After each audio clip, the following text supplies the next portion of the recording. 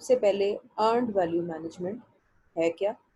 Earn value management आपके control process group का part है, जिसके अंदर आप अपने वर्क प्रोग्रेस को in terms of your cost और in terms of your schedule आप मॉनिटर करते हैं कि are you on right track or not, are you progressing in a correct or expected manner, और आप अगर इसी हिसाब से चलेंगे और इसी हिसाब से प्रोग्रेस करते रहेंगे तो आपके पास मज़ीद जो टाइम बच गया है उस हिसाब से आपको प्रोजेक्ट को बैलेंस करने का कितना मार्जिन है आपके पास। तो ये सारी चीज़ें आपको बताता है आपका अर्न वैल्यू मैनेजमेंट। अब आपने परफॉर्मेंस मेजर करनी है। बेसिकली हमने लास्ट लेक्चर में भी देखा था कि आपने अपनी जब परफॉर्मेंस मेजर करनी है तो कुछ मीट्रिक्स हैं, कुछ तरीक़ेकार हैं, कुछ टूल्स हैं जो आपको प्रोवाइड किए जाते हैं जिससे आप अपने प्रोजेक्ट की परफॉर्मेंस को मेजर कर सकते हैं। उनमें से एक तरीक़ेकार जो है वो आपका अर्न्ड वैल्यू मैनेजमेंट भी है। You need to measure performance so that you can quantify whether or not your project is progressing as expected. तो आप इसमें ये देखना चाह रहे हैं कि आप ये मेजर कर सकें, आप इस काबिल हो सकें, आप इसको क्वांटिफाई कर सकें, किसी तरह आप इसको नाप सकें कि जो प्रोजेक्ट जिस हिसाब से प्रोग्रेस कर रहा है, इसकी प्रोग्रेशन जिस तरह से हो रही है, ये जिस तरह से आगे मूव ऑन हो रहा है, ये उसी हिसाब से हो रहा है जो कि एक्सपेक्ट किया था या नहीं किया था, या उस हिसाब से नहीं हो रहा। What was expected and what actually is going on, are they aligned? इस चीज़ को मेजर करने के लिए, नापने के लिए, क्वांटिफाई करने के लिए हमारे पास जो तरीक़ेकार, वन ऑफ द तरीक़ेकार यूज़ होता है वो है earned value management. Earned value management is the way of measuring your performance and the performance of your project team at any given time or point of time in the schedule. इस तरीके से आप अपने project की team की performance major कर सकते हैं कि किसी खास पॉइंट ऑफ टाइम पे आप जो एक्सपेक्ट कर रहे थे कि आपका इतना काम हो चुका होना चाहिए और इतनी परफॉर्मेंस आपकी एड्रेस हो चुकी होनी चाहिए, आया ये काम उस तरह हो रहा है या नहीं हो रहा, और अगर हो रहा है तो अच्छी बात है और अगर नहीं हो रहा तो क्या आपने मज़ीद जो है वो मेजर्स अपनाने हैं कि जिससे आपका काम जो है वो वापस ट्रैक पे आ जाए। तो ये आपके प्रोजेक्ट मैनेजर को एक बहुत अच्छी पिक्चर जो है वो दिखा सकता है। Basic premise of EEVM is that value of the piece of work is equal to the amount of funds budgeted to complete it. Basically बात क्या हो रही है कि आपको पता है कि प्रोजेक्ट मैनेजमेंट में हर एक यूनिट ऑफ टाइम में जो भी आप काम या वर्क प्रोडक्ट या जो भी आप चीज़ बनाते हैं वो एक वैल्यू रखती है टाइम के हिसाब से।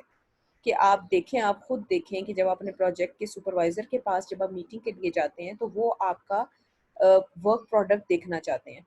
वो वर्क प्रोडक्ट आपके उस टाइम पे, उस पर्टिकुलर पॉइंट ऑफ टाइम पे वो एक वैल्यू जनरेट कर रहा होता है कि जो कि इतने अरसे से जिसके ऊपर आप इन्वेस्ट कर रहे होते हैं अपना वक्त भी और अपना पैसा भी। तो इस चीज़ को मेजर करने के लिए आपका जो अर्न्ड वैल्यू मैनेजमेंट का तरीका है वो आपके प्रोजेक्ट मैनेजर्स को हेल्प आउट करता है कि आप जो एक प्रोडक्ट की वैल्यू प्रोड्यूस कर रहे हैं वो क्या, कितनी वर्थ की है, कितनी उसकी जो उसमें कितनी जान है कि जो कि उसके अंदर जो पैसा इन्वेस्ट किया है किसी स्पॉन्सर ने, क्या आप उसके साथ इंसाफ कर रहे हैं या नहीं कर रहे, आप वैल्यू जनरेट कर रहे हैं या नहीं कर रहे। तो आपको पता है कि जब भी कोई इन्वेस्टर इन्वेस्ट करता है तो वो उस पैसे की वैल्यू देखना चाहता है किसी भी टाइम पे कि मेरा जो इन्वेस्टेड पैसा है उसकी कितनी वैल्यू आपका जो प्रोजेक्ट है वो जनरेट कर रहा है। अर्न वैल्यू मैनेजमेंट में आप मजीद क्या करते हैं कि you compare your projected progress with your actual progress on a certain date.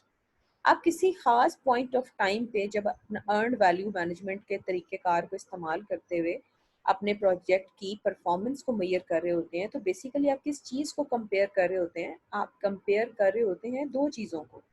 एक वो कि जो आपने असल में जो प्रोग्रेस होनी चाहिए उस पर्टिकुलर पॉइंट ऑफ टाइम तक आपके प्रोजेक्ट की, और जो पॉइंट उस टाइम तक प्रोग्रेस हो रही है, आपने एक प्लान किया होता है कि इस टाइम तक, यानी कि आप कह लें कि 2 सालों बाद, 3 सालों बाद तीसरे साल में मेरे प्रोजेक्ट की जो प्रोग्रेस है वो इतने परसेंट हो चुकी हो, और आप कर रहे हैं, आपने एक्सपेक्ट 30% किया और अब 20% आपने वैल्यू जनरेट की है या 20% का काम हुआ है, तो इसका क्या मतलब है कि आप अपने प्लान से पीछे हैं। आपने जो एक्सपेक्ट किया था उसके हिसाब से आपका काम नहीं चल रहा। By evaluating the status of your project cost and schedule, वही बात है। और आप इसको मेजर कैसे करते हैं, कंपैरिजन कैसे करते हैं, जब आप अपने प्रोजेक्ट के स्केड्यूल और कॉस्ट को इवेल्युएट करते हैं, उसको आप मॉनिटर करते हैं, एनालाइज करते हैं, एग्जामिन करते हैं। Your communication plans should define how your measurements are reported and how often you need to create and distribute that information. आपका जो कम्युनिकेशन मैनेजमेंट का प्लान है, जैसा कि आपने अपने प्रोजेक्ट में बना भी रहे हैं या बना चुके होंगे, उसके अंदर ये बकायदा रिपोर्ट करना, डॉक्यूमेंट करना, स्पेसिफाई करना बहुत ज़रूरी होता है कि आप ये जो परफॉर्मेंस की जो मेजरमेंट है या ये जो परफॉर्मेंस की जो आपकी रिपोर्ट है, ये आप कब और किस तरह और किसको जो है वो आप डिस्ट्रीब्यूट करेंगे। क्योंकि कम्युनिकेशन मैनेजमेंट प्लान, जैसे कि हमने डिस्कस किया है, एक बड़ा जामिया किस्म का डॉक्यूमेंट होता है जिसके अंदर कम्युनिकेशन से रिलेटेड हर एक टर्म एंड कंडीशन, हर एक डिटेल उसके अंदर हम डॉक्यूमेंट करते हैं, ताकि तमाम स्टेक होल्डर्स एक कॉमन प्लेटफॉर्म पे मौजूद हों, और ताकि किसी भी किस्म की मिसअंडरस्टैंडिंग के जो चांसेस हैं वो हम रिड्यूस कर सकें। अर्न वैल्यू मैनेजमेंट के बेसिकली आपके कुछ फार्मूला हैं जिसके अगेंस्ट ये पूरी थ्योरी रिवॉल्व करती है। इसमें कुछ प्रोजेक्ट के फार्मूलाज हैं, प्रोजेक्ट से रिलेटेड कुछ फार्मूलाज हैं, वो देखते हैं और उसके बाद हम इनकी एग्जांपल्स के थ्रू भी इसको अंडरस्टैंड करने की कोशिश करेंगे। सबसे पहले, बजट एट कंप्लीशन। ये वो पैसा होता है जो कि प्रोजेक्ट के स्टार्ट होते वक्त कोई भी स्पॉन्सर उसके ऊपर इन्वेस्ट करता है, या ये वो पैसा होता है जो कि आप टोटल बजट बना के किसी स्पॉन्सर को देते हैं कि इस प्रोजेक्ट के ऊपर आपको इतना पैसा इन्वेस्ट करना है ताकि इस प्रोजेक्ट को आप कंप्लीट कर सकें। प्लान्ड वैल्यू, ये वो वैल्यू होती है जो कि आपने एक टाइम तक प्लान की होती है कि इस टाइम तक मेरे प्रोजेक्ट की इतनी वैल्यू प्रोड्यूस हो चुकी होनी चाहिए या हो जानी चाहिए। ये मैं एक आप मैं फोरसीन कर रही हूँ, मैं एक प्रोएक्टिवली मैं एक उम्मीद लगा रही हूँ कि मेरा प्रोजेक्ट इस वक्त तक इतना वैल्यू जो है वो प्रोड्यूस करेगा, या प्लान किया है मैंने एक प्रोजेक्ट से रिलेटेड। एक जो मैं जैसे आपको मैंने पहले बताया कि एक वैल्यू प्रोड्यूस करना हमारा मकसद है उस इन्वेस्टेड अमाउंट के अगेंस्ट। तो हम ये देखना चाह रहे हैं कि हमारा जो प्रोजेक्ट है वो इस टाइम तक इतनी वैल्यू जो है वो प्रोड्यूस करेगा। एक्चुअल कॉस्ट, ये वो असल कॉस्ट है जो कि किसी भी पॉइंट तक, किसी भी पॉइंट ऑफ टाइम तक आपके प्रोजेक्ट में स्पेंड हो चुकी होती है। Actual cost, actual cost is basically combination of direct and indirect cost, जो कि हमने ऑलरेडी डिस्कस कर लिया है अपने प्रीवियस लेक्चर में। डायरेक्ट कॉस्ट और इनडायरेक्ट कॉस्ट के कॉम्बिनेशन से जो है हमारे पास बनती है एक्चुअल कॉस्ट, कि जो कि हमारे प्रोजेक्ट के ऊपर एक खास टाइम तक असल में जो है वो लग चुकी होती है।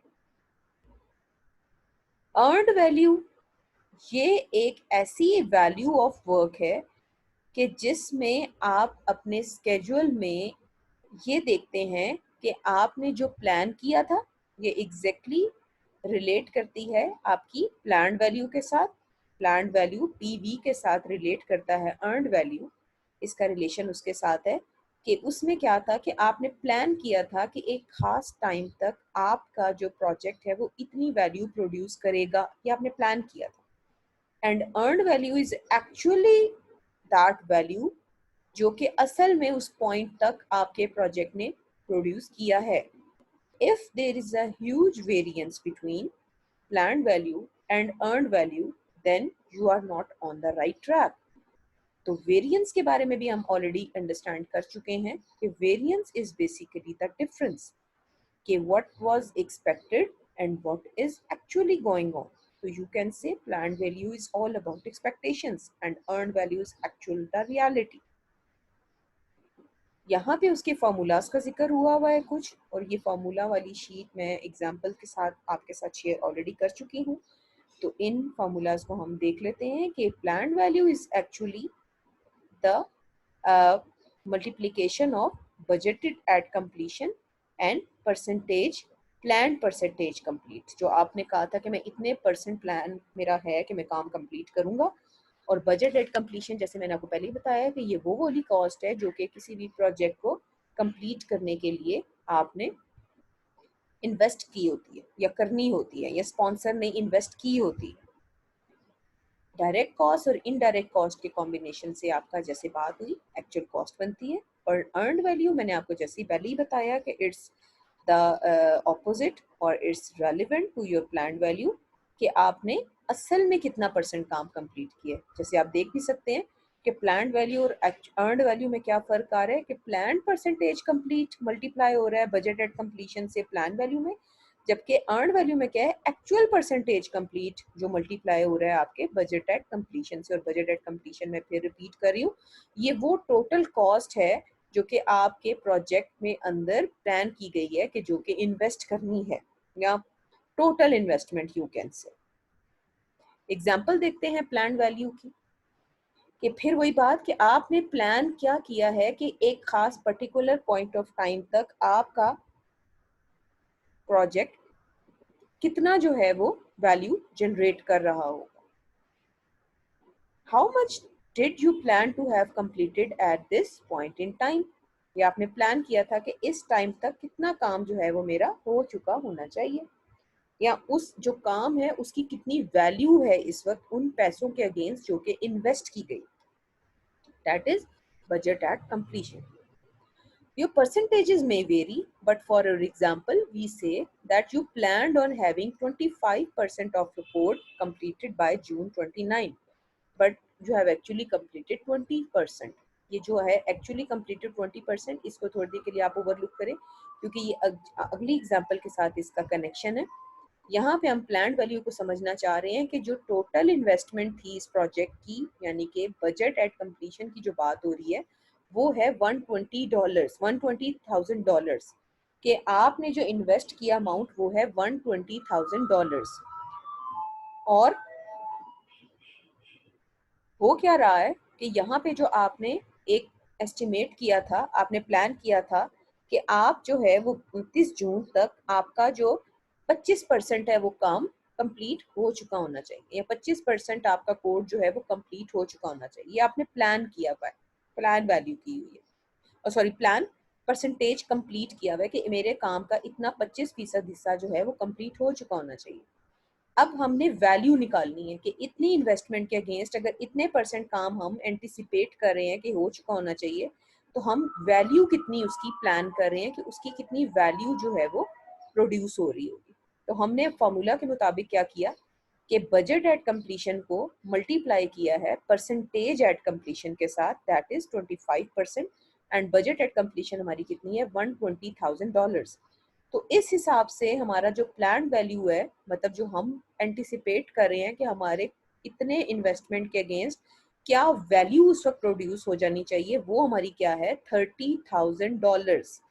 यानी कि हम कह रहे हैं कि हम $30,000 का जो अमाउंट है, अगर हम 25% काम इस टाइम तक कंप्लीट कर लेते हैं तो हमारा जो प्रोजेक्ट है वो $30,000 की जो वैल्यू है वो प्रोजेक्ट के अगेंस्ट प्रोड्यूस कर रहा होगा।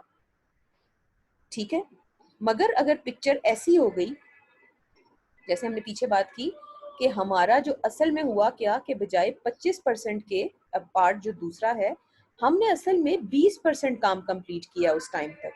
एंटिसिपेट हम 25% कर रहे थे, मगर कंप्लीट हमने 20% किया है। जी, तो हम बात कर रहे थे कि हम प्लान कर रहे थे कि हम 25% काम कर देंगे इस टाइम तक, मगर हमने असल में जो किया है वो 20% काम कंप्लीट किया है। तो अब हम ये देखना चाह रहे हैं कि अगर हमने 20% असल में काम किया है तो हमने असल में कितनी वैल्यू प्रोड्यूस की। यहाँ तो हम ये देख रहे थे ना कि हमें कितनी वैल्यू प्रोड्यूस करनी है, हम ये एक्सपेक्ट कर रहे हैं, एंटिसिपेट कर रहे हैं कि हमने कितनी परसेंट वैल्यू प्रोड्यूस करनी है, मगर अब जो हमने असल काम किया है दैट इज 20%। तो अब हम ये देखना चाह रहे हैं कि हमने एक्चुअल वैल्यू कितनी प्रोड्यूस की है एक प्रोजेक्ट से रिलेटेड इस इन्वेस्टमेंट के अगेंस्ट। तो हमारी इन्वेस्टमेंट कितनी है, सेम वही $120,000 बजट एट कंप्लीशन जिसको हम कह रहे हैं, और हमने एक्चुअल जो काम कंप्लीट किया है दैट इज 20%। तो हमने जब इस 20% को 0.20 को मल्टीप्लाई किया है $120,000 के साथ, तो हमने एक्चुअली जो वैल्यू अर्न की है दैट इज $24,000। ठीक है, तो आप ये देखिए कि हमने इस फार्मूला के मुताबिक $24,000 की जो वैल्यू है वो हमने इस इन्वेस्टमेंट के अगेंस्ट हमने अचीव की है, और हम जो एंटिसिपेट कर रहे थे दैट वाज $30,000। तो इसका क्या मतलब है, we have got a $6,000 value, हमें जो है हमारा क्या है इसमें वेरिएंस है। तो सोचने की बात क्या है कि बिकॉज यू प्लान्ड, आपने प्लान क्या किया था कि आप एक $30,000 की इस पॉइंट ऑफ टाइम तक वैल्यू जनरेट करेंगे इस इन्वेस्टमेंट के अगेंस्ट, दैट वाज $120,000, मगर आपने जो है वो इस पॉइंट ऑफ टाइम तक $24,000 की वैल्यू आपने जनरेट की है। तो इस हिसाब से आपका 6,000 वेरिएंस जो है वो आपका बन रहा है। ओके, तो वेरिएंस है हमारा कितना, $6,000। अब हमने आपको, जैसे पहले मैंने आपको बताया कि आपने जब एक्चुअल कॉस्ट कैलकुलेट करनी हो तो actual cost is basically the combination between your direct cost and indirect cost, जो कि हम ऑलरेडी डिस्कस कर चुके हैं कि डायरेक्ट कॉस्ट क्या होती है और इनडायरेक्ट कॉस्ट क्या होती है। तो एक्चुअल कॉस्ट जो है दैट इज फॉर एग्जांपल $35,000। तो ये किसका कॉम्बिनेशन है, हमारे प्रोजेक्ट में लगने वाली डायरेक्ट कॉस्ट और इनडायरेक्ट कॉस्ट। थोड़ा सा इसको देख भी लेते हैं एक बार for the sake of revision, वरना हम इसको अच्छी तरह डिस्कस कर भी चुके हैं ऑलरेडी पिछले लेक्चर्स में, कि डायरेक्ट कॉस्ट वो एक्सपेंसेस हैं जो कि किसी भी ऑब्जेक्ट के अगेंस्ट आपका जो कंपनी है वो एक्सपेंस करती है, कोई भी खर्चे, कोई भी पैसे जो कि किसी भी पर्टिकुलर ऑब्जेक्ट के ऊपर डायरेक्टली आपका इन्वेस्टमेंट जो है वो हो रहा होता है। जैसे फॉर एग्जांपल एम्प्लॉय की सैलरीज, उनके TADs, उनके अगर वो किसी ट्रैवल पे जा रहे हैं ट्रैवल अलाउंस, उनकी लेबर, ये सब वो डायरेक्ट कॉस्ट है जो किसी प्रोजेक्ट के ऊपर, उस प्रोजेक्ट के रिलेटेड, उस प्रोडक्ट को कंप्लीट करने के लिए, उस प्रोडक्ट को बिल्ड करने के लिए जो डायरेक्टली इन्वॉल्व होती है, that is known as your direct cost.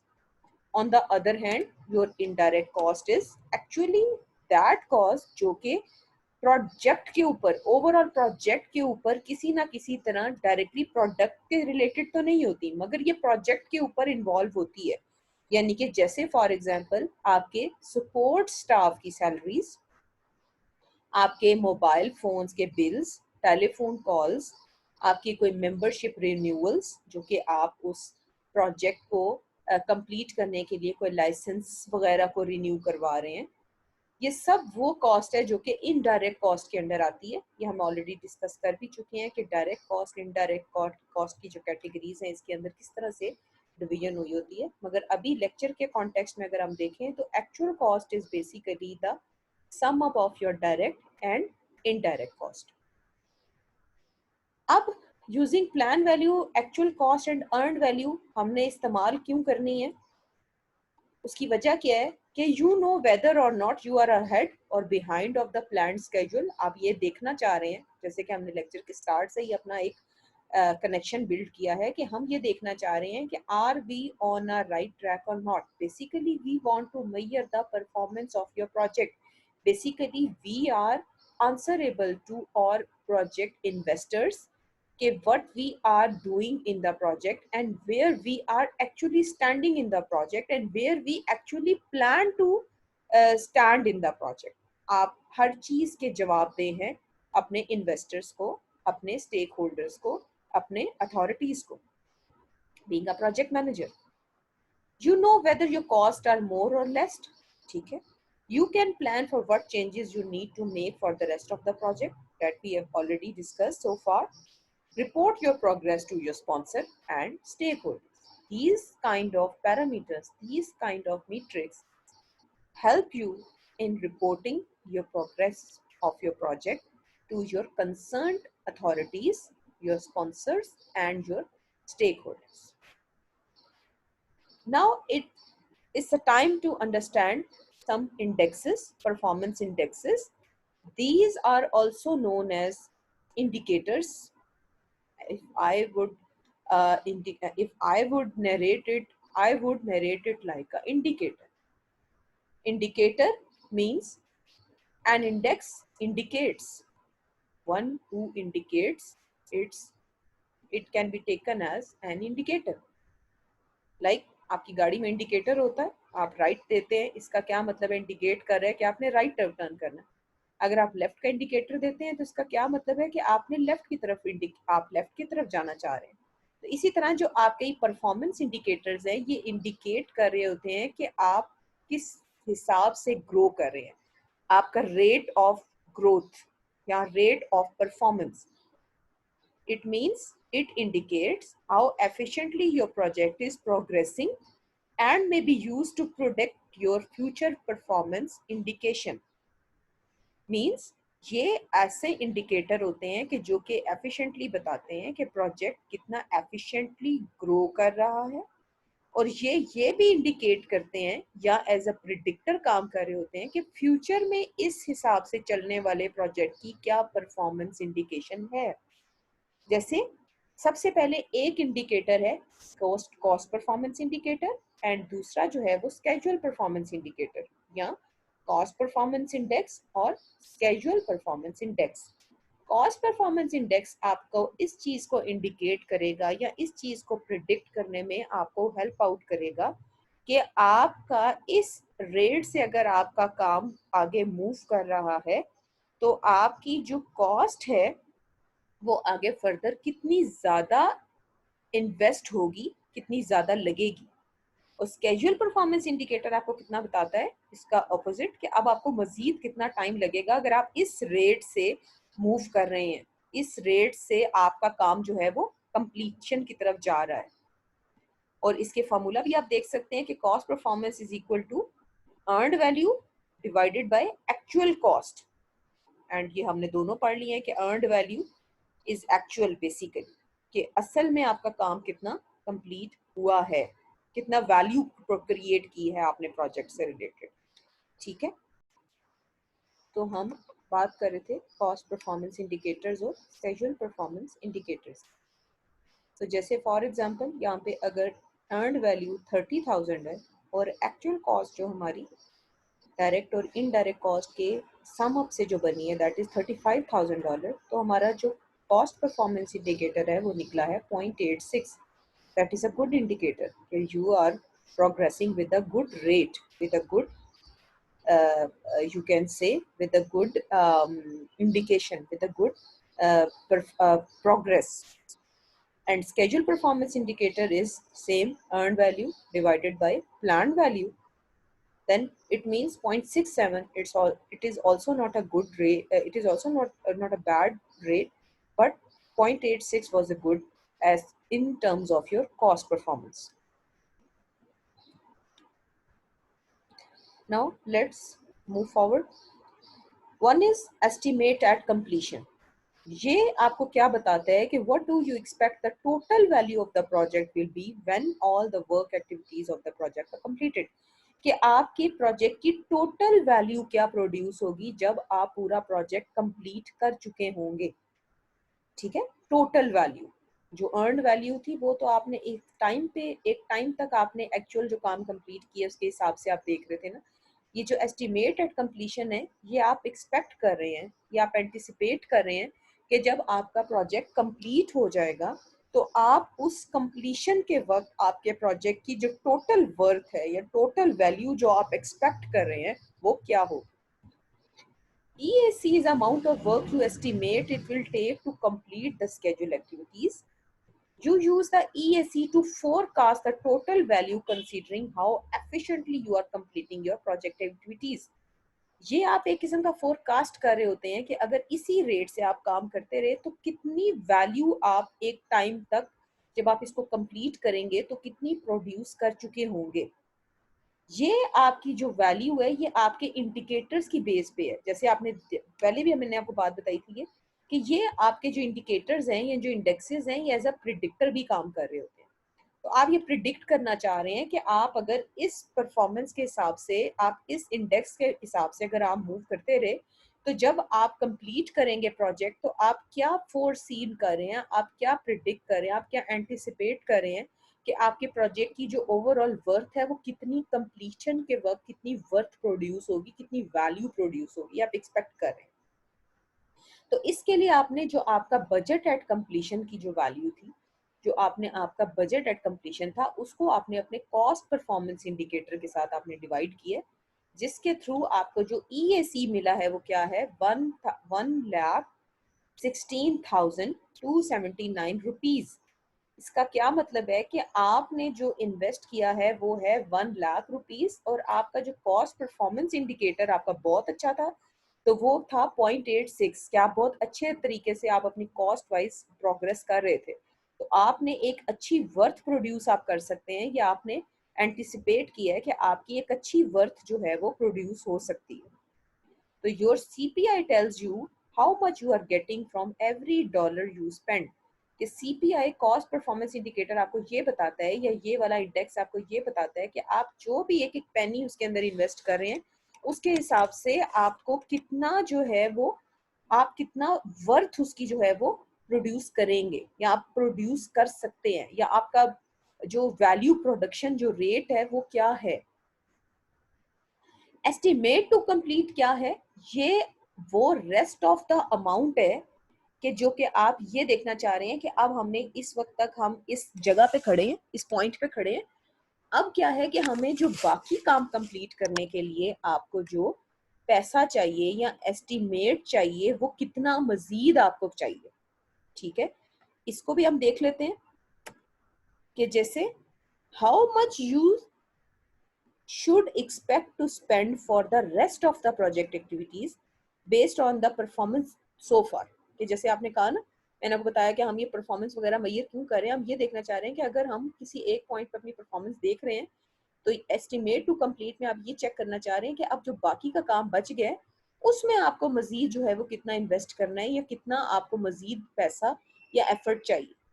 तो इसमें क्या है कि आपने जो पिछला था एस्टिमेट एट कंप्लीट, जिस जो आपने निकाला था, उसमें आप अपनी एक्चुअल कॉस्ट को माइनस कर दें, तो आपके पास क्या निकल आएगा, एस्टिमेट टू कंप्लीट। कि अब आपको अगर इस प्रोजेक्ट के इस टाइम तक आपकी ये परफॉर्मेंस है और इतना टाइम अभी बच गया है, तो आपको अब मजीद कितना पैसा इन्वेस्ट करने की जरूरत है उस काम को कंप्लीट करने के लिए। That is about your estimate to complete.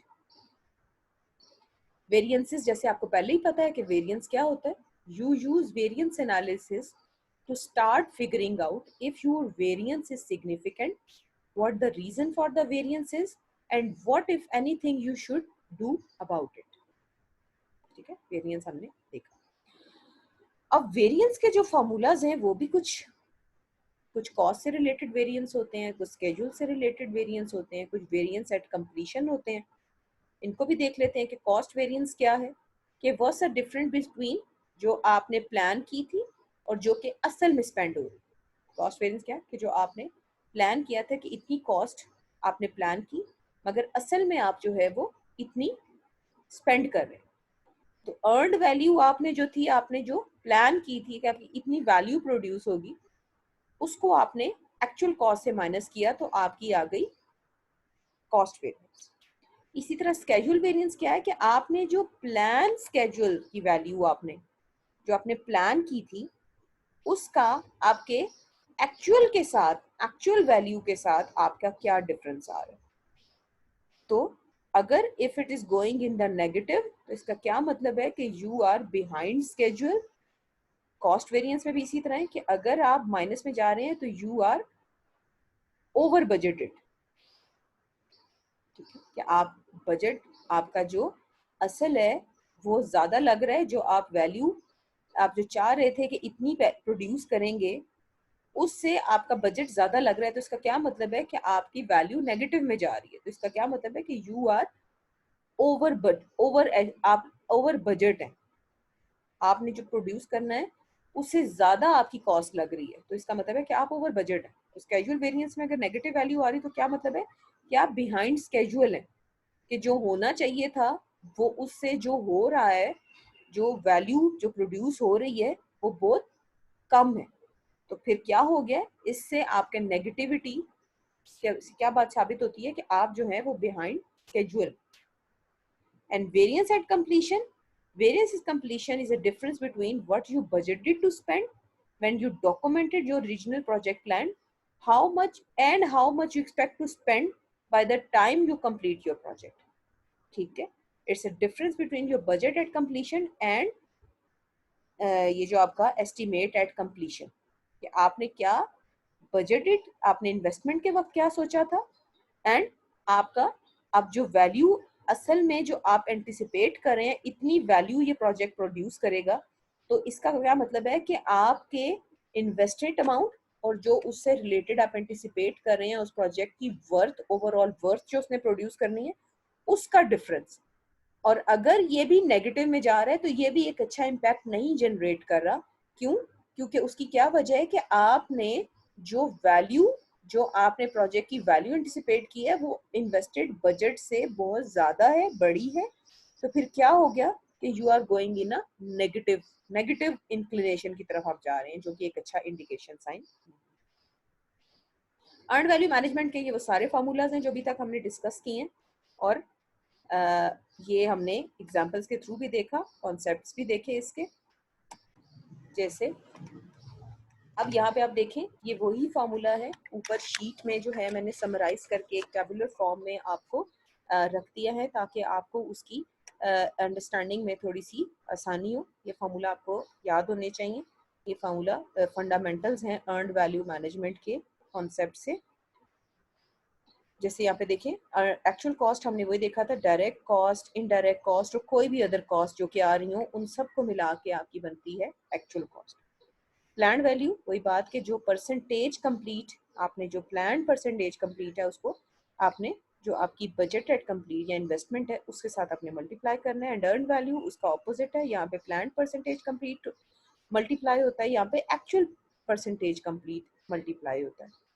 Indicators जो इंडेक्सेस हमने देखे, earn value divided by planned value, और दूसरा जो इंडेक्स हमने देखा था cost performance indicator, that is earn value divided by actual cost. इसी तरह कॉस्ट वेरिएंस का भी हमने देखा, earn value minus actual cost. And variance and completion हमने देखा, budget at completion minus earned at completion. इस तरह स्केड्यूल वेरिएंस हमने देखे, कॉस्ट वेरिएंसेस देखे। ये मुख्तलिफ फार्मूलाज है जो हम ऑलरेडी डिस्कस कर चुके हैं। अब हम देखते हैं एग्जांपल्स इसकी। एस्टिमेट एट कंप्लीशन की, एस्टिमेट एट कंप्लीशन का फार्मूला आप देखें, EAC is equal to BAC divided by CPI। EAC means estimate at completion, divide equal to है budget at completion divided by cost performance indicator.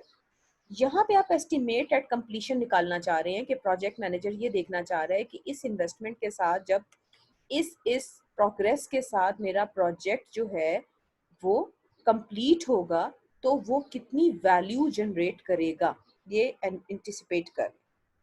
तो इसमें आप देखते हैं कि case number one, case number one क्या है कि you have a project to be completed in 12 months. 12 महीने का प्रोजेक्ट है जो आपने कंप्लीट करना है एक साल के अंदर अंदर। And the cost of the project is $1,00,000। ठीक है, यानी कि यहाँ पे जो ड्यूरेशन है वो साल है, और जो कॉस्ट है प्रोजेक्ट की जिसे हम BAC कह रहे हैं, budget at completion, that is $1,00,000। 6 महीने गुजर गए, 6 months have passed and $60,000 has been spent। इसका क्या मतलब है कि 6 महीने इसमें गुजर गए हैं और जो एक्चुअल कॉस्ट है, जो असल कॉस्ट लग चुकी है, दैट इज $60,000। जब मगर but on a closer review, जब आपने क्लोज किया तो आपने ये अखज किया कि only 40% of the work has been completed so far, जबकि आपने एक्सपेक्ट क्या किया था कि 50% कंप्लीट हो चुका होना चाहिए काम। ठीक है, आपने 6 महीने बाद ये देखा, उसका इन्वेस्टिगेट किया, आपने उसको पोस्टमार्टम एनालिसिस किया कि आप जो एंटिसिपेट कर रहे थे वो ये था कि आप 50% काम कर चुके होंगे। एंड 50% काम हमारा क्या है, प्लान्ड परसेंटेज ऑफ वर्क। ठीक है, हमारा क्या है, प्लान्ड परसेंटेज ऑफ वर्क। जबकि आपने असल में जो एक्चुअल आपने किया है, एक्चुअल परसेंटेज कंप्लीट, वो आपने क्या किया है, 40%। तो अब आपको जैसे मैंने जुबानी भी बता दी, इसमें क्या क्या वैल्यू क्या है कि बजट एट कंप्लीशन हमारा है 1 lakh US dollars, actual cost है हमारी 60,000 US डॉलर्स, प्लान वैल्यू हमने क्या की थी 50% ऑफ 1 लाख US डॉलर्स, ठीक है, यानी कि एक्चुअल सॉरी प्लान्ड परसेंटेज हमारी कितनी है वो 50% है, ठीक हो गया। और जो हमारी एक्चुअल परसेंटेज है दैट इज 40%। तो अब हमने इस 40% ऑफ को फार्मूला में लगा के हमने जो हमारा फार्मूला था अर्नड वैल्यू का, हमने क्या किया 40% को हमने यानी कि 0.40 को हमने मल्टीप्लाई किया है इसके साथ 1 लाख US डॉलर्स के साथ। तो हमारे पास जो वैल्यू आ गई अर्नड वैल्यू की that is 40,000। Same is the case with your planned value. तो आपने जो प्लान्ड वैल्यू है वो भी क्या निकाली है 50,000 डॉलर्स। तो अब अगर आप इसको फार्मूला के अंदर पुट करें जो अर्नड एट कंप्लीशन का फार्मूला है, उसके अंदर हमें पहले चाहिए अर्नड एट कंप्लीशन का ये फार्मूला है आपके पास। तो इसके अंदर आपको लगाने के लिए चाहिए बजट एट कंप्लीशन, वो हमारे पास है that is 1 lakh US dollars. जबकि हमें एक चाहिए CPI कॉस्ट परफॉर्मेंस इंडिकेटर। तो ये जो कॉस्ट परफॉर्मेंस इंडेक्स है उसका फॉर्मूला आपको पता है वो क्या है, earned value divided by actual cost. ये दो चीजें भी हमने कंप्यूट कर ली है। अर्नड वैल्यू हमारे पास निकला है 40,000 और एक्चुअल कॉस्ट हमारी 6 महीने बाद है 60,000 US डॉलर्स। तो इस हिसाब से जो हमने अपना पहला इंडिकेटर निकाला दैट इज 0.67। तो जब आपने इस फॉर्मूला के अंदर इसको पुट किया तो आपके पास जो एस्टिमेटेड कंप्लीशन आया है वो 149,000 US dollar something.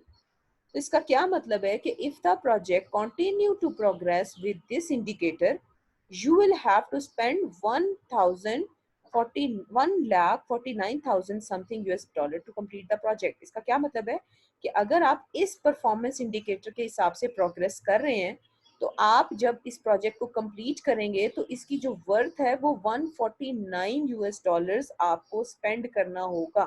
You will have to spend 149 overall, आपको 149 का ये प्रोजेक्ट पड़ेगा, जबकि आपकी असल कॉस्ट क्या थी 1 लाख US डॉलर्स। तो इसका क्या मतलब है कि आपका जो परफॉर्मेंस इंडिकेटर आपको इंडिकेट कर रहे हैं कि you are very very at a weak end, आप ठीक परफॉर्म नहीं कर रहे। इसी तरह केस 2 देख लेते हैं कि अगर ये वाला केस 2 का फॉर्मूला, ये एक और फॉर्मूला है जो अर्नड एट कंप्लीशन में यूज करते हैं, मगर ये केस थोड़ा मुख्तलिफ होता है। ये केस क्या है, here you say that until now you have deviated from budget estimate, however from now you can complete the remaining work as planned। ये उस केस में होता है कि जब आपको ये पता चले कि हाँ हम अपने जो आपने बजट था आपका, जो आपने बजट एस्टिमेट किया था, जो बजट एट कंप्लीशन आपका जो था, आप उससे डेविएट हुए हैं, आपको पता चल गया। अभी ऊपर एग्जाम्पल में आपको पता चल गया है कि आप डेविएट हुए हैं, मगर अब आपको ये गारंटी, आप श्योर हैं कि आप जो बाकी का काम है वो प्लान के हिसाब से ही करेंगे, आप ये जानते हैं। तो उस केस में usually this happens when due to unforeseen conditions an incident happens and your cost elevates. ये तब की बात है, ये तब होता है कि जब कोई इंसिडेंट हो, कोई वाकया हो जिसकी वजह से आपकी कॉस्ट जो है वो एलिवेट कर जाए, मगर अब आपको इस बात की श्योरिटी है कि ये दोबारा नहीं होगा और आप अपने प्लान कॉस्ट एस्टिमेट के हिसाब से ही आगे मूव करेंगे। ये उस केस का फॉर्मूला है जो अभी एग्जांपल में आपको कराऊंगी। तो उसमें आप जो यूज करते हैं वो कौन से वाला फार्मूला है, वो है ये वाला फार्मूला कि estimated completion is equal to actual cost plus bracket budget at completion minus earned value. तो इस केस में आपने क्या किया है, फॉर एग्जाम्पल क्या है कि you have a project with budget 5 lakh US dollars. अब आपका क्या था बजट 5 लाख US डॉलर्स था। एग्जीक्यूशन फेज के दौरान एक ऐसा इंसिडेंट पेश आया कि जिससे आपकी cost a lot of money, आपका जो है वो आपको कॉस्ट पड़ गई उसकी किसी भी इंसिडेंट की वजह से। मगर अब आप श्योर हैं कि ये वाला काम दोबारा नहीं होगा और आप जो है आपकी जो कैलकुलेटेड परफॉर्मेंस है या जो आपका प्रोजेक्ट की बाकी की परफॉर्मेंस है आप उसके साथ नॉर्मली कंटिन्यू करेंगे। तो अब इसमें अगर आप देखें तो आपको जो गिवन है वो क्या है कि आप अब तक 22 लाख डॉलर्स आप इन्वेस्ट या खर्च कर चुके हैं। इसका क्या मतलब है कि जो बजट एट कंप्लीशन था वो 5 लाख US डॉलर्स था और एक्चुअल कॉस्ट आपकी क्या है वो 2 लाख US डॉलर्स है। तो आपने and the value of work you have produced is $1,75,000। इसका क्या मतलब है कि जो आपकी अर्नड वैल्यू है वो भी आपको गिवन है, दैट इज $1,75,000। तो अब आप इस फार्मूले के अंदर इज्जत के साथ, शराफत के साथ अगर आप इसको पुट करते हैं तो हमारे पास एक्चुअल कॉस्ट भी है, बजट एट कंप्लीशन भी है, अर्नड वैल्यू भी है। तो budget at completion, sorry, earned at completion जो है हमारे पास वो क्या निकल आया, एस्टिमेट एट कंप्लीशन हमारे पास क्या निकल आया, 5,25,000 US डॉलर्स। कि अब जब आपको इसके साथ, इस सिचुएशन के साथ आप इसको कंप्लीट करेंगे तो आपके पास जो एस्टिमेट एट कंप्लीशन है वो इतना वैल्यू का आ जाएगा। केस 3 देखते हैं, एक और केस है जिसमें एक और फार्मूला है, जिसमें आपके पास actual cost plus budget completion minus earn value divide हो रही है हमारे परफॉर्मेंस इंडिकेटर्स के प्रोडक्ट के साथ। अब ये क्या सिचुएशन है, ये सिचुएशन कुछ ऐसी है कि यू आर ओवर बजट, आप बजट से भी ऊपर जा रहे हैं, स्केड्यूल से भी पीछे जा रहे हैं, एंड क्लाइंट आपको इंसिस्ट कर रहा है कि आप प्रोजेक्ट को कंप्लीट करें ऑन टाइम। ये वो सिचुएशन है कि आप दोनों बुरी हालतों में, कि आप बजट से भी ओवर बजट जा रहे हैं, ठीक है, आपका स्केड्यूल भी आपके हाथ से स्लिप हो रहा है, आप बिहाइंड द स्केड्यूल है, मगर उसके बावजूद आपका क्लाइंट आपको इंसिस्ट कर रहा है कि आपने उसको वक्त पे कंप्लीट करना। In this case, both the cost and the schedule need to be taken into consideration. Definitely, it is understood you need to consider it. In other words, you can say that if your cost performance is poor, you can also behind schedule and you must complete your project on time. In this case, you will use the formula for case number 3. इस case में, इस situation में आप case number 3 जो है वो consider करेंगे। अब केस 3 की एग्जांपल भी देख लेते हैं हम कि हुआ क्या, कि you have a fixed deadline project with a budgeted cost of 5 lakh US dollars. आपके पास एक फिक्स डेडलाइन है प्रोजेक्ट की और उसकी जो बजट है, बजट एट कंप्लीशन है, that is 5 lakh US dollars. So far you have spend 2 lakh US dollars. Actual cost अभी तक जो आप स्पेंड कर चुके हैं that is 2 lakh US dollars, and the value of the completed work is $1,75,000, that is your earned value, that is understood। अब तक हम समझ चुके हैं। However, as a process, however, as per the schedule, you should have earned $2,25,000 US dollars till date। मगर आपको schedule के हिसाब से जो आप एंटिसिपेट कर रहे हैं, जो आपने प्लान किया था कि आपने इस इन्वेस्टमेंट के अगेंस्ट 2,25,000 US डॉलर्स जो है आपने, आपकी वैल्यू प्रोड्यूस हो जानी चाहिए थी। That is understood, that is your planned value. तो आपके पास अब देखें, इस फार्मूला में डालने के लिए सारी चीजें मौजूद हैं, मगर इस फार्मूला में डालने के लिए सबसे पहले आपको इंडिकेटर्स चाहिए। सबसे पहले स्केड्यूल परफॉर्मेंस इंडिकेटर आप निकाल लेंगे, जो कि आपका earned value divided present value है, और वो दोनों चीजें आपको गिवन है, आप आराम से निकाल सकते हैं। दूसरा आपका कॉस्ट परफॉर्मेंस इंडिकेटर है, उसके लिए भी आपके पास अर्नड वैल्यू और एक्चुअल कॉस्ट आपके पास मौजूद है, वो भी निकाल लेंगे। इस तरह इस फार्मूले में डालने के लिए बाकी सब चीजें आपके पास मौजूद है, actual cost, budget at completion, earned value, ये तीनों चीजें आपके पास हैं। और ये जो दो परफॉर्मेंस इंडेक्सेस हैं वो आपने अभी कंप्यूट करनी है। एक आपका 0.88 है और एक आपका 0.78 है। इसका क्या मतलब है कि आपने इसे एस्टिमेट एट कंप्लीशन जो है वो आपने निकाल लिया है, and that is your 6,71,000 US dollars. Okay, now here comes the case 4. Same for your estimate at completion, but this is a different formula. This is actual cost plus bottom up estimate to complete. What is the case? This is the case when you find out that your cost estimate was flawed. ये तब लगाते हैं जब आपको पता चले कि जो आपने कॉस्ट एस्टिमेशन लगाई थी एक प्रोजेक्ट को कंप्लीट करने के लिए वो ठीक नहीं थी, उसके अंदर कोई मसले मसाइल थे। अब आपको बाकी का काम करने के लिए एक नया एस्टिमेट बनाना है और अपने क्लाइंट के साथ शेयर करना है। Here you will go to the activity level। जैसे हमने पता है आपको, हमने पढ़ा था कॉस्ट एस्टिमेशन के वक्त, कुछ बॉटम अप एस्टिमेट होते हैं और कुछ टॉप डाउन एस्टिमेट होते हैं। तो अब हम बॉटम अप की बात करें तो उसका आपको याद होगा कि हमने क्या बात की थी कि आप एक्टिविटी लेवल पे जाके इंडिविजुअल एक्टिविटीज का जो है वो कॉस्ट कैलकुलेट करते हैं, फिर उसको सम अप करते हैं, जिससे आपके रिमेनिंग वर्क के सारी कॉस्ट आ जाती है। यहाँ पे भी वही बात हो रही है। Example of the estimate at completion, case 4, you have a project to construct a government's department building for 5 lakh US dollars.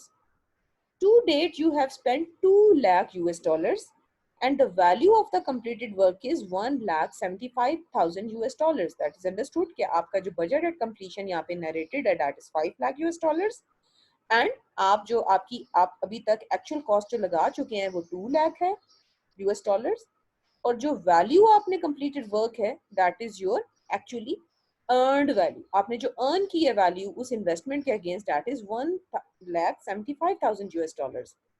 However, during your project execution, you notice that your project estimates were flawed and you need to calculate your budget again for the remaining of the project, for remaining part of the project. What do?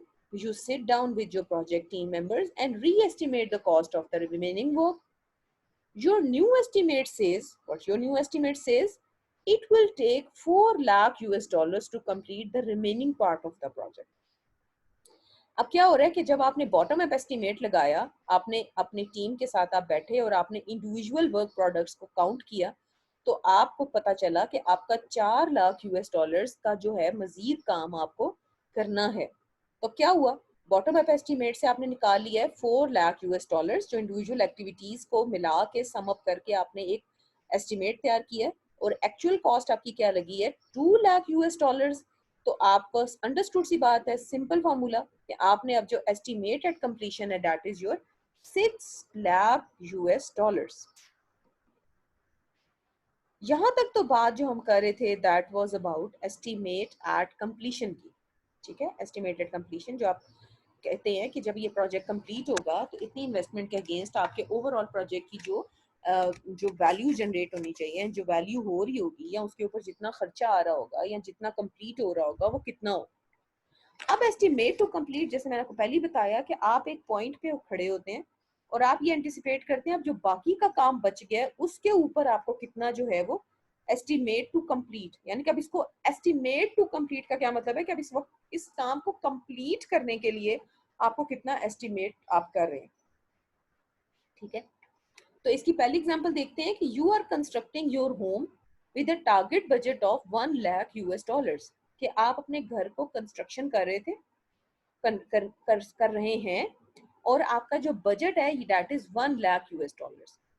You are halfway to completion and you feel that you may have to spend more than what you have planned. आप घर की आधी तामीर में पहुंच गए और आपको पता चला कि आपको जो है ना अब उससे ज्यादा जो आपने प्लान किया तो उससे ज्यादा आपको जो है वो स्पेंड करना पड़ेगा। Therefore, you ask your contractor to give you a fresh estimate for the remaining work. अब आप क्या कहते हैं कि आप अपने जो आपका कॉन्ट्रैक्टर है या जो आपका ठेकेदार है उसको आप कहते हैं कि मुझे लग रहा है मुझे ज्यादा इन्वेस्ट करने पड़ेंगे, तुम बताओ कि मुझे रिमेनिंग वर्क यानी कि इस प्रोजेक्ट को, इस घर को कंप्लीट करने के लिए मुझे मजीद कितना जो है वो पैसा दरकार है। आपका कॉन्ट्रैक्टर कैलकुलेट करता है cost of the remaining work, यानी कि बाकी का जो काम, ताकि आप एंटिसिपेट कर सकें कि ये आप घर कंप्लीट कर भी सकेंगे या नहीं कर सकेंगे, या आप नहीं कर सकेंगे तो अब आपने क्या करना है। तो he will tell you that from now, उस पॉइंट ऑफ टाइम के बाद इट विल टेक 70,000 मजीद US dollars to get it completed. तो ये जो मजीद 70,000 US डॉलर्स का उसने आपको जो एक जो है ना एक रफ अंदाजा बताया है, that is your actually estimate to complete का यूनिट। एग्जांपल 2 देख लेते हैं।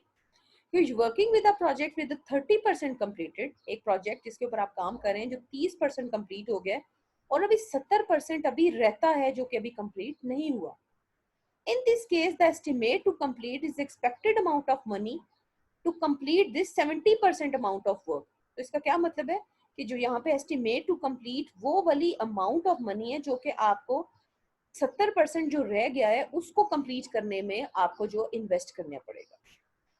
एग्जाम्पल 3 देख लेते हैं कि suppose that you are building a 5 story building, आप जो है वो कंस्ट्रक्ट कर रहे हैं एक 5 मंजिला इमारत, and due to some financial crisis you can not complete the project. कोई ऐसे मसले मसाइल आए कि आप अपना प्रोजेक्ट कंप्लीट नहीं कर पाए।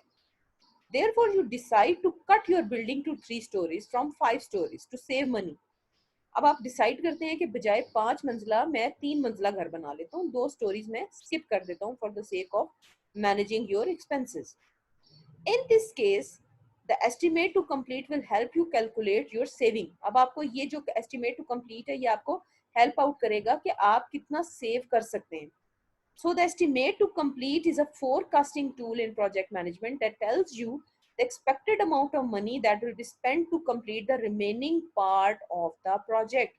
यही हम बात करें कि ये आपको ये फोरकास्ट कर देता है कि आपको अब जो बाकी अमाउंट ऑफ वर्क जो आपका अभी कंप्लीट नहीं हुआ, जो रह गया है, जो रिमेनिंग है, उसको कंप्लीट करने में अब आप मजीद आपको कितना पैसा जो है वो एक्सपेक्टेड है जो कि आप उसके अंदर मजीद इन्वेस्ट करेंगे. इसके भी जो है वो 2 केसेस हम पढ़ेंगे. इसके वैसे भी ज़्यादा उसमें हम कॉम्प्लेक्सिटी में नहीं जाएंगे. इसके 2 केसेस पढ़ेंगे. केस 1 जो कि बॉटम अप एस्टिमेट के साथ फार्मूला है आपका, जो सिंपल सा फार्मूला है जिसमें आपने सिर्फ बॉटम अप एस्टिमेट के जो भी सारे एस्टिमेशंस हैं उनको आपने काउंट करके आपने बस आपने ऐड करना है. ये क्या है कि you have a project to build a government department building for 5 lakh US dollars. To date you have spent 2 lakh US dollars.